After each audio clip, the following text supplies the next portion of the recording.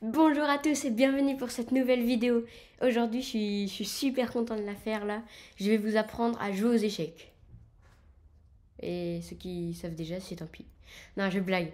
Désolé, je vais vous apprendre à jouer aux échecs. Il y a pas mal de personnes qui me le demandent et là, c'est pour de vrai cette fois. Donc, je vais faire 3 vidéos sur apprendre à jouer aux échecs.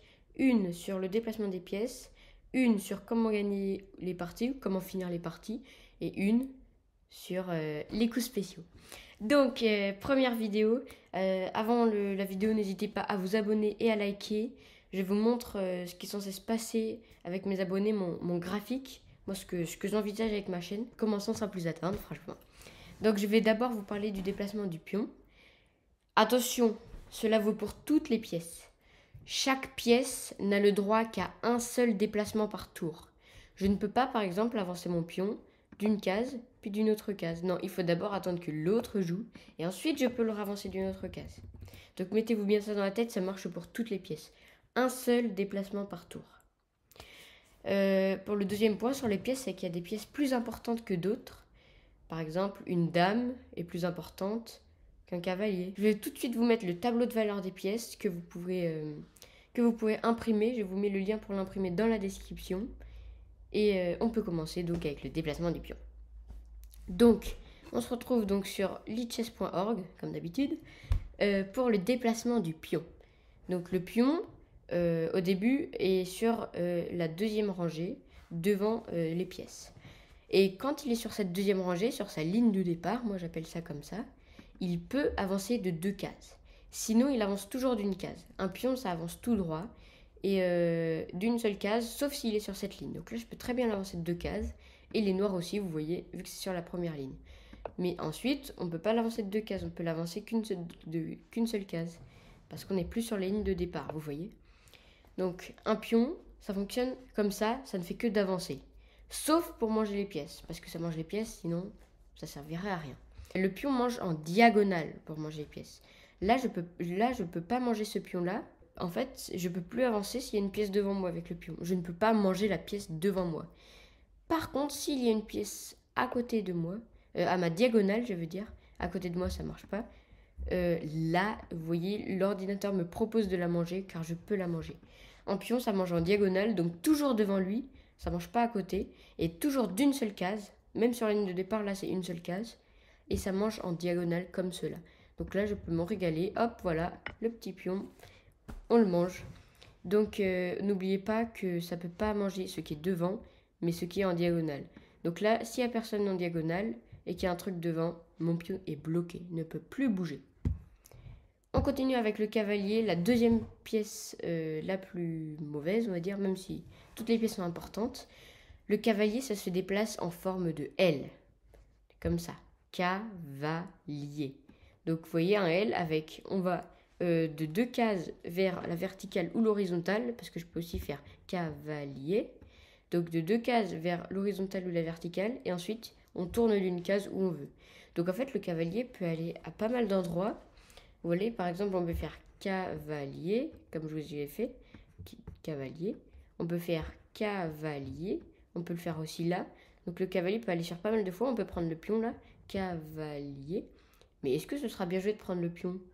Bah non, parce qu'un pion c'est moins fort qu'un cavalier, donc pourquoi on prendrait le pion? Il ne faut pas prendre le pion. On peut aussi aller là, cavalier. On pourrait peut-être aller là par exemple. Ah bah non, là il y a un pion et on n'a pas le droit d'aller sur une case où on y a déjà une pièce. Retenez bien ça encore. Donc le cavalier ne peut point aller là.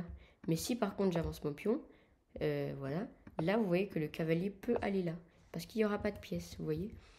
Le cavalier a une particularité, il peut sauter par-dessus les pièces.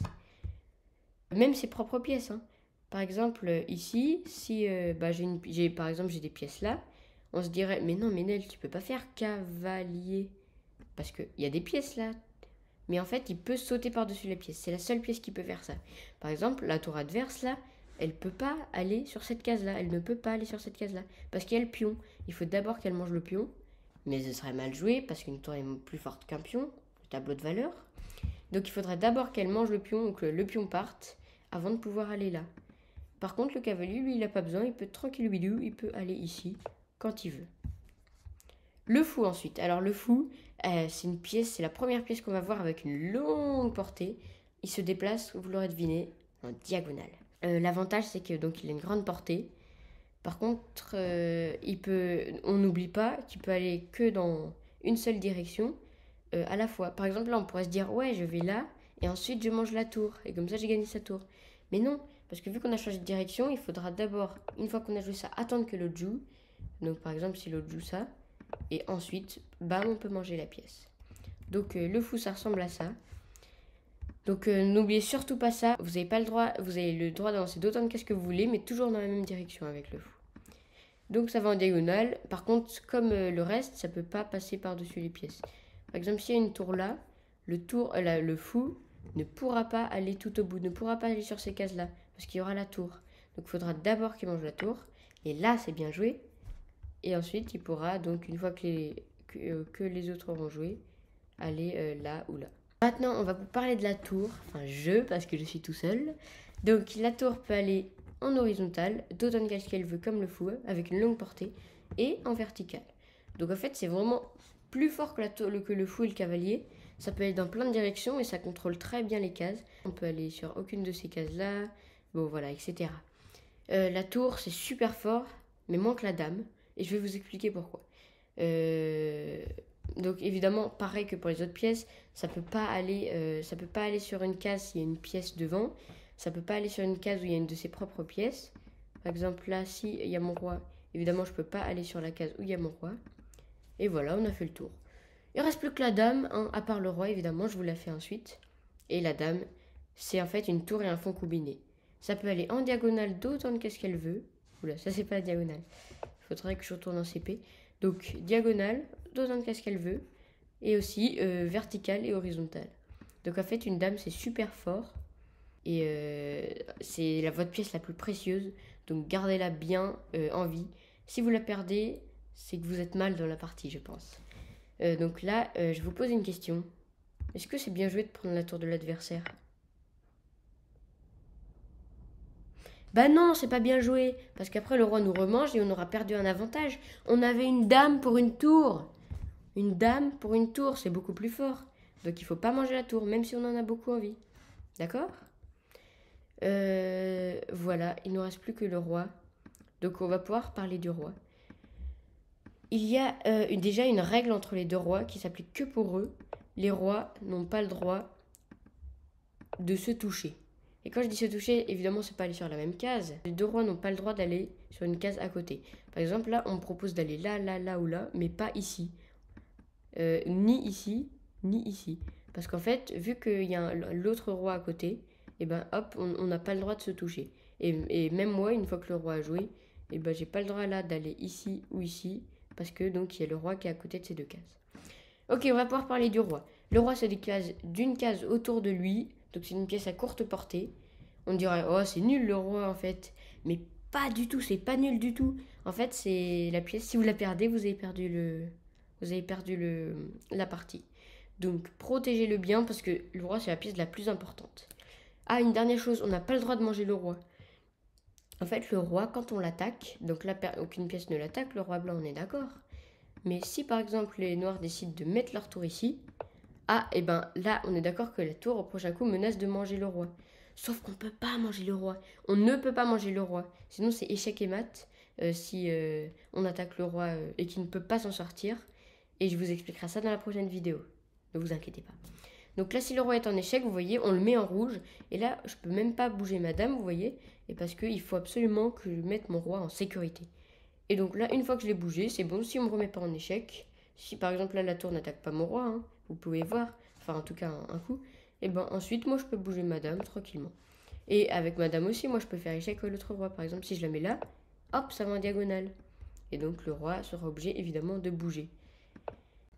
Ah, mais au fait, je t'ai pas dit, à propos du roi, on n'a pas le droit, le roi noir n'aura pas le droit de manger une pièce si elle est défendue. En fait, le roi noir n'a pas le droit de se mettre en échec. Si on est dans ce cas de figure-là, le roi n'a pas le droit de manger la dame, parce qu'après, en fait, c'est comme s'il se faisait manger. Et le roi ne peut pas se faire manger. Donc, vu qu'il ne peut pas se faire manger, et bah, il peut pas se mettre en danger. Donc le roi est obligé de fuir dans ce cas-là et il ne peut pas manger la dame. Dans un autre cas de figure, si on est par exemple dans cette position-là, là, même quand le roi n'est pas en échec, bah là, hop, il peut pas manger le fou. Parce que le fou, regardez, hop, il est défendu par la dame. Donc vous voyez, on n'a pas le droit de manger le fou. On n'a pas le droit de manger une pièce si elle est défendue par une autre pièce. Même si la dame part, hop, là, oh, la dame ne défend plus le fou. Et là, on peut toujours pas manger le fou, même s'il n'est pas défendu par la dame, parce qu'il est défendu par le roi, à cause de l'opposition des rois. Ciao! Écoutez, je vous ai tout expliqué. Désolée, la vidéo était un peu longue, mais moi aussi, elle me prend du temps. Donc n'hésitez pas à liker ou à vous abonner, ça me ferait super plaisir. Au revoir!